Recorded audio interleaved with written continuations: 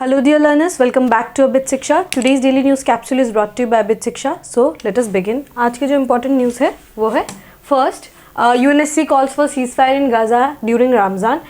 So UN ये जो है फ्रंट पेज पे आया था आज न्यूज़. तो we had discussed it in the last video also कि how Russia and China has vetoed in the ceasefire जो लाया गया था. सीज़फायर का जो एक रेजोल्यूशन लाया गया था in the United nation security council, उसको वीटो किया गया है. So now they are discussing and UNSC के बारे में हमने पिछले क्लास में भी डिस्कस किया था and the humanitarian crisis that is happening. So it's वो ही सेम चीज़ को ही जो है हम रिपीट करके पढ़ेंगे और समझने की कोशिश करेंगे. मैं आपको थोड़ा सा जोग्राफिकल लोकेशन के रूप में आपको ये टॉपिक को समझाऊंगी. Second is water level less than 25% in many major dams in the south. So water जो स्ट्रेस है, जो आपको पता होगा Bangalore city has been facing continuously the water level stress.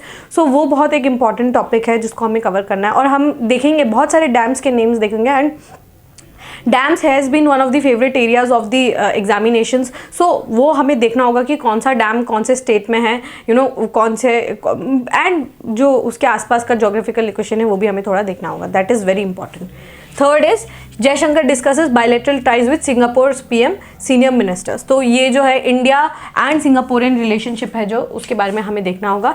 बहुत important. I think one of the if ASEAN as a region if we see it, Singapore is one of the countries that we can rely on as our ASEAN partners and they are also one of the biggest trading partners in the ASEAN countries. So we have a lot of prospectus if we consider Singapore as a country. So it's a very important nation for India. ठीक है. सो बहुत important है, हमें देखना होगा कि India और not Israel but India and Singapore का रिलेशनशिप. ठीक है. सो तीनों न्यूज़ जो है बहुत इंपॉर्टेंट है, एक एक करके जो है कवर करते हैं. First news is UNSC calls for ceasefire in Gaza during Ramzan. So क्या है कि एक रेजोल्यूशन पास हुआ है कि जो सिक्योरिटी काउंसिल ने एक रेजोल्यूशन पास किया है कि रमज़ान का जो महीना है उसके समय जो है हम सीज़फायर करें. होली मंथ है सब पैलेस्टीनियंस के लिए. सो उस समय जो है हमें क्या करना चाहिए, सीज़फायर करना चाहिए. तो 15 जो हमने पिछले क्लास में पढ़ा था कि 15 मेंबर्स का जो है UNSC होता है. UNSC is a 15 member council. 5 are permanent members and 10 are the non-permanent members, right? So 5 members जो है 5 members are the permanent 5 members and 10 are the non-permanent members, right? So 14-0 के जो है 14-0 के वोट से जो है पास हुआ है. 14 मेंबर्स जो सारे कंट्रीज जितने भी कंट्रीज हैं, मतलब सिर्फ US को छोड़ के बाकी सब ने जो है in favour of cease fire जो है वोट किया है और 0 दैट इज US ने जो है एब्सटेन किया है फ्रॉम वोटिंग. ठीक है. सो नाउ US जो है हमें देखने को मिलता है कि इट इज़ प्रो इज़राइल. ठीक है. यहाँ पर हमें देखने को मिल गया है, ये इस रेजोल्यूशन के बाद भी आपको समझ आ जाएगा कि US जो है it is pro Israel. They are supporting the Israel. जो भी प्रोपेगेंडा है उसको वो जो है सपोर्ट कर रहे हैं. एंड जितने भी बाकी नेशंस हैं ना, सबने जो है रेजोल्यूशन पे पास किया है कि येस सीज़ फायर जो है होना चाहिए. ठीक है. एंड रफा बॉर्डर के आसपास वाला एरिया भी जो है आपको पता होगा कि बहुत ज़्यादा जो है it has been so much chaos and there has been so many attacks in the Rafah border. Rafah border हमने देखा था, याद है, इज़राइल एंड इजिप्ट का जो बॉर्डर था that was the Rafah border, right. So वहाँ पर बहुत ज़्यादा जो अटैक्स जो है, कंटिन्यूस अटैक्स जो है वो देखने को मिल रहा है. And the humanitarian crisis, let's not forget about that, because the lack of food, the lack of water to drink, मतलब the crisis situation is very real in that area. ठीक है. सो वहाँ पर इस तरीके का resolution at least for the holy month of Ramzan उसके लिए जो है ये पास कराया गया था. And US has repeatedly abstained from voting. So this time also they have abstained from voting. But ये पास हुआ है कि सीज़ फायर के समय जो है at least for the holy month of Ramzan जो है सीज़ फायर होना चाहिए. और ये क्या है, यहाँ पर जो है बहुत इंपॉर्टेंट है कि हमास ने जब से अटैक किया है तब से जो है इट्स हैज़ बीन अक्टूबर 7 तारीख से जो है नॉट अक्टूबर 7 तारीख बट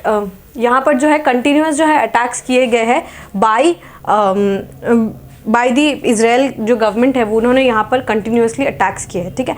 सो बहुत इंपॉर्टेंट है यहाँ पर कि हमें समझना कि इजराइल का जो लोकेशन है ना वो हमें यहाँ पर सबसे ज़्यादा इंपॉर्टेंट हो जाता है, because the question what we will get is from the geographical perspective, right. So geographical perspective से अगर हम देखें, सो इजराइल का अगर आप लोकेशन देखेंगे ना, so if we look it like that, ठीक है, समथिंग लाइक दिस, ठीक है। इजराइल का कुछ मैप इस तरीके से दिख रहा है, it's not an exact map but मुझे आपको समझाना है इसीलिए, ठीक है। सो गाजा स्ट्रिप जो है आपको यहाँ पर देखने को मिलेगा, let us write like this Gaza, ठीक है, this is the Gaza strip. यहाँ पर आपको somewhere here we will see West Bank, ठीक है, वेस्ट बैंक BANK, ठीक है। सो गाजा स्ट्रिप जो है ना, गाजा स्ट्रिप जो है यहाँ पर गाजा स्ट्रिप के वेस्ट में, मतलब इसराइल के जो है वेस्ट में जो है आपको मेडिटेरेनियन सी देखने को मिलेगा, ठीक है। यहाँ पर हम लिख देते हैं मेडिटेरेनियन सी, ठीक है। नीचे की तरफ आपको रेड सी देखने को मिलेगा, ठीक है, रेड सी जो है इसका लोकेशन इस तरफ है, एंड वेस्ट बैंक की तरफ and on the bordering areas of Jordan यहाँ पर आपको देखने को मिलेगा डेड सी,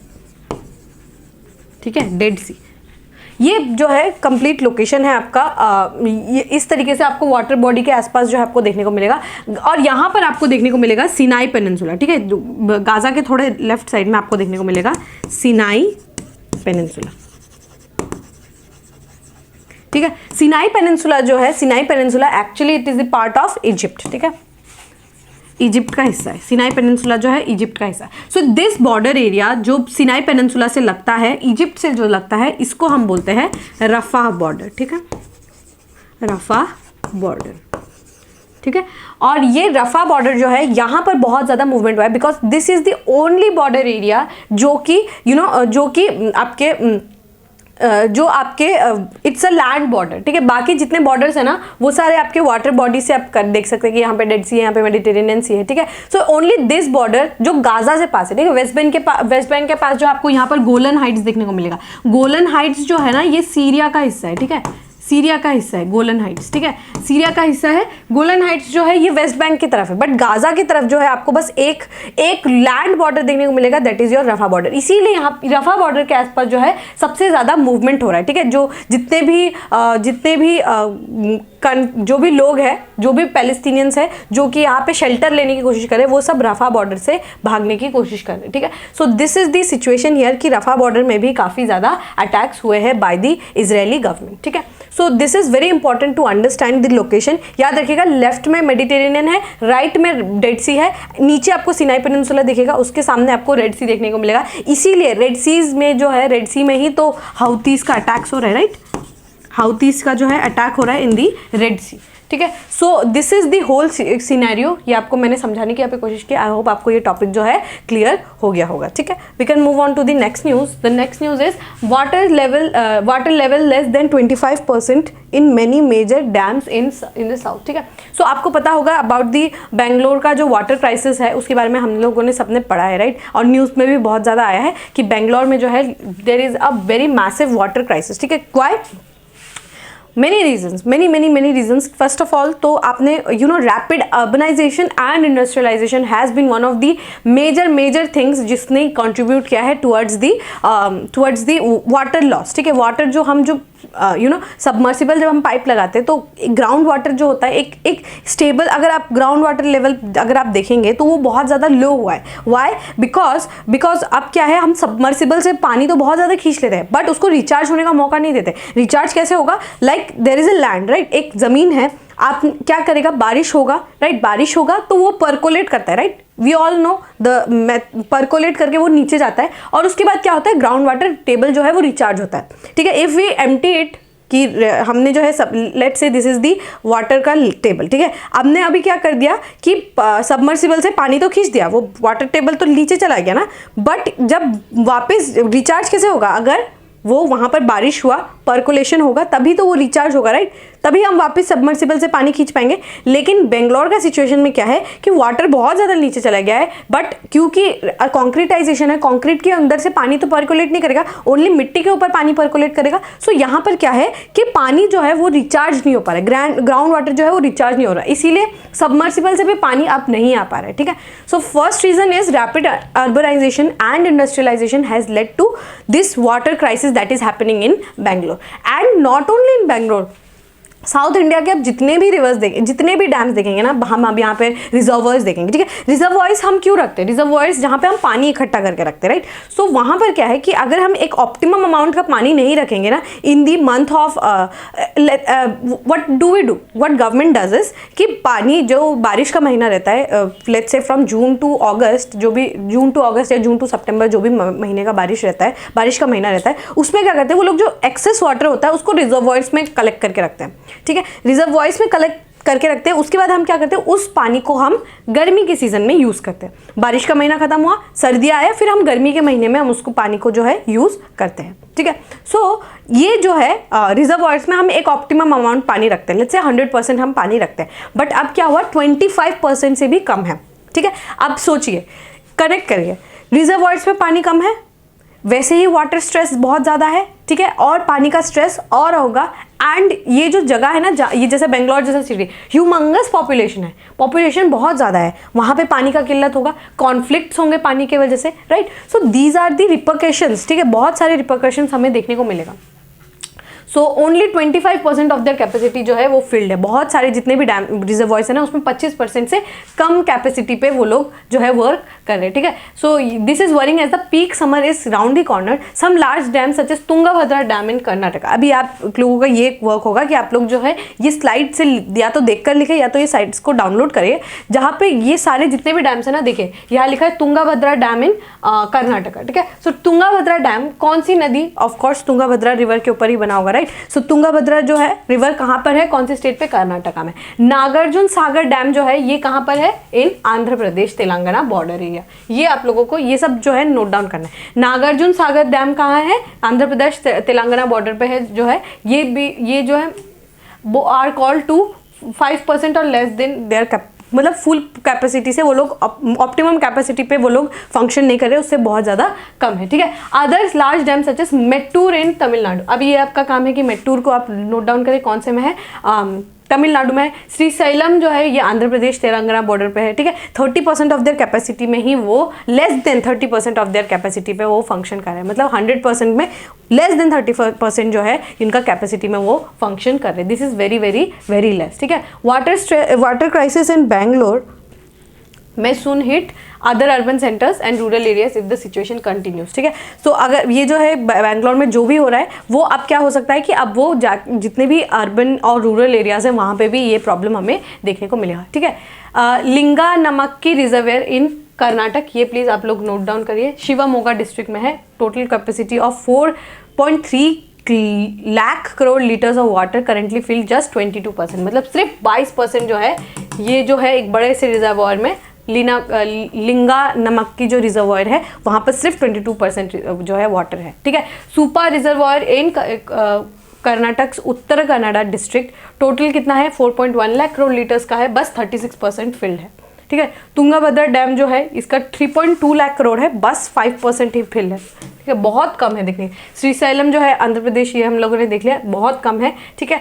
तो ये क्या आपको देखने को मिलेगा, इडुक्की, ठीक है, यहाँ पर एक और इंपॉर्टेंट रिजर्वर है इडुक्की रिजर्वर, ठीक है। इडुक्की रिजर्वर जो है ये भी बहुत, सिर्फ 47% फिल है, ठीक है। सो मेजर जितने भी रिवर्स है ना, ओनली मोस्ट जो सिर्फ आपका एक केरला का 1-2 रिजर्वर्स है जहाँ पे 48-49% जो है कैपेसिटी में वो फिल किया हुआ है। बाकी सारे जितने भी साउथ इंडिया के मेजर डैम्स है ना, वहाँ पर बहुत वो लोग कम पानी हमें देखने को मिल रहा है। बहुत सारे मैंने आप लोगों को बताया कि यहाँ पर रिपरकशंस हो सकते हैं, कॉन्फ्लिक्ट्स आपको देखने को मिलेगा, क्राइसिस देखने को मिलेगा, एंड जो आउटपुट है ना, प्रोडक्शन, जो जैसे बारिश कम होगा, अगर let's say El Nino year रहा, ऐसे भी बारिश जो है इस साल एक्सपेक्टेड है कि अपने जितना ऑप्टिमम है उससे कम होने वाला है। सो जितने भी जगह है ना जहाँ पे ये वाटर क्राइसिस आएगा ना, वहाँ पर हमें बहुत ज़्यादा सिचुएशन जो है टेंस देखने को मिलेगा। सबसे पहले प्रोडक्शन में हमें कमी देखने को मिलेगी, बारिश कम होगा, रिजर्वॉयर्स में भी पानी कम है, तो हमें पानी की एक कमी देखने को मिलेगी। सेकेंड ऑफ ऑल क्या है कि यहाँ पर जो है सबसे इम्पॉर्टेंट चीज़ जो है, एक तो ह्यूमन को भी दिक्कत होगा, साथ ही हम हमेशा भूल जाते हैं about the environment, about the animals that are living, about the birds that are living, ठीक है। बहुत इंपॉर्टेंट है कि उनके बारे में भी हमें सोचना होगा, द मरीन एनिमल्स, ठीक है, जो पानी में रहते हैं, एनिमल्स जो जंगल वगैरह में रहते हैं, सो वहाँ पर उनको भी बहुत ज़्यादा दिक्कत आने वाली, ठीक है। So this is very very concerning situation that is happening है, एंड गवर्नमेंट को जो है कुछ ना कुछ यहाँ पर इंपॉर्टेंट स्टैंसेस जो है वो लेना होगा, ठीक है। एंड ग्राउंड वाटर रिचार्जिंग पे यहाँ पर सबसे ज़्यादा इंपॉर्टेंट रहेगा कि हम कैसे, how we are going to tackle this problem of ground water recharge, हम कैसे जो है ग्राउंड वाटर को रिचार्ज करेंगे, ये सबसे बड़ा जो है पॉइंट ऑफ कंसर्न रहेगा जो हमें आगे भी देखने को मिलेगा, ठीक है। सो जो जिस तरीके से न्यूज़ आते रहेगा वी विल कवर दैट, ठीक है। So we can move on to the last news. Last news क्या है, Jaishankar discusses bilateral ties with Singapore PM senior ministers, ठीक है। सो इंडो पैसिफिक रीजन में अगर हम देखें तो Singapore has been one of the bigger economies of the world, ठीक है। इंडिया और सिंगापुर का कनेक्शन भी it's not very young, it's very old relationship that we share with Singapore, और वो हमारे लिए बहुत बड़ा है जो है, एक मार्केट भी है for Singapore also. India is a large market for every country, India is a large market, but for Singapore specially it has been a large market, and हम जो है एक्सपोर्ट भी करते हैं, हम इम्पोर्ट भी करते हैं फ्रॉम सिंगापुर। सो हमारा जो बहुत पक्का जो है रिलेशनशिप जो है हमें देखने को मिलेगा in ASEAN countries. If we say particularly Singapore has been one of the larger trading partners for India, ठीक है। So यहाँ पर क्या है, external affair ministers S Jaishankar on Monday called on Singapore prime minister Lee Hsien Loong, foreign minister Vivian Balakrishnan, ठीक है, याद रखिएगा विवियन बालाकृष्णन जो है फॉरेन मिनिस्टर है, and senior ministers and discussed further strategic bilateral ties, ठीक है।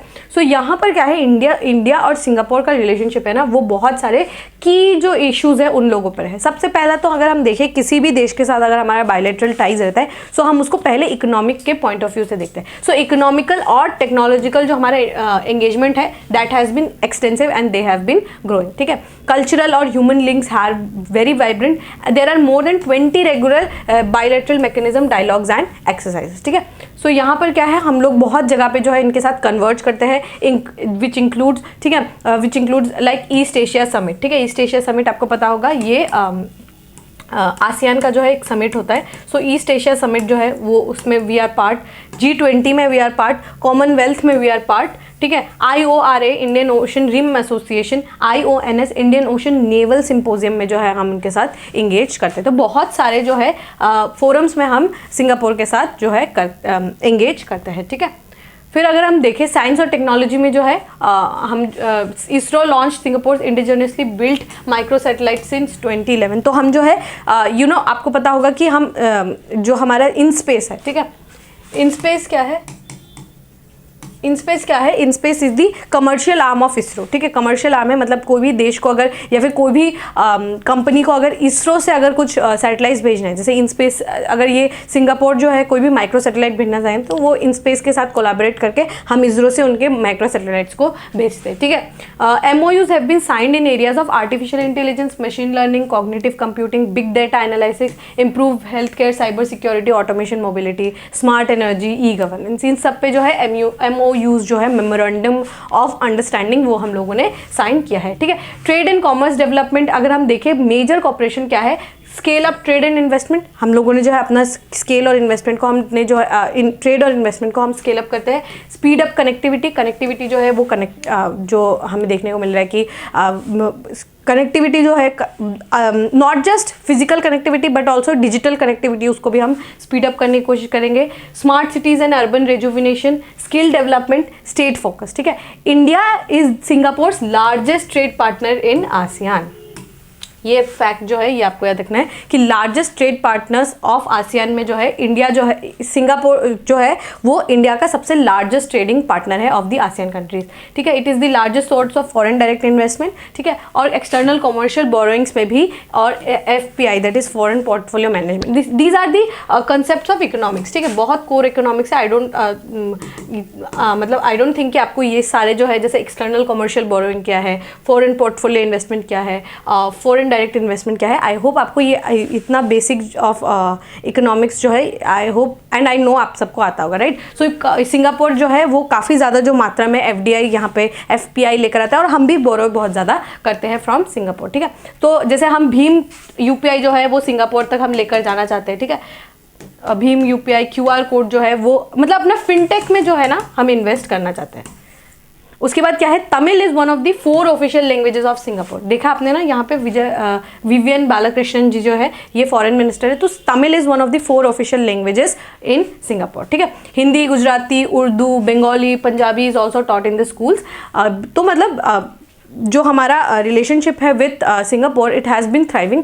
और सिर्फ वैसे नहीं कि इकोनॉमिक्स टाइज है, बट कल्चरल एक्सचेंजेस बहुत ज़्यादा, और हम इनके साथ मिलिट्री एक्सरसाइजेज लाइक सिम्बेक्स ये भी हम करते हैं, ठीक है। सो काफ़ी एक्सटेंसिव रिलेशनशिप है we have with Singapore and it has been thriving continuously, ठीक है। सो आई होप आपको ये जो टॉपिक है ये क्लियर हो गया होगा। Alright, with this we have come to end of today's daily news discussion. If you have liked this discussion, don't forget to give a like and write down in the comment section. We will meet in the next discussion. Till then, take care and thank you.